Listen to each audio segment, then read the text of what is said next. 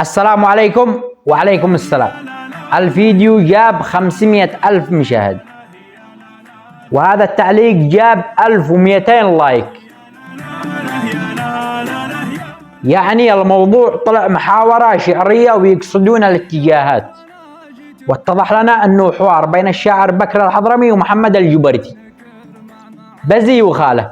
الحضرمي من اليمن والجبرتي من السعودية، وأهل الحجاز كانوا يطلقوا على المناطق اللي يمين مكة يمانية واللي شمال مكة شام، يعني لا يقصدون أهل اليمن ولا أهل الشام في هذا الزمن. باللهجة الحجازية يقصدون يمن جنوب السعودية، شام شمال السعودية. وتحياتي للذي دخلوا ووضحوا لنا على الخاص، وشكرا وألف شكر لمن علق تعليق بناي سواء كان يمني أو سعودي.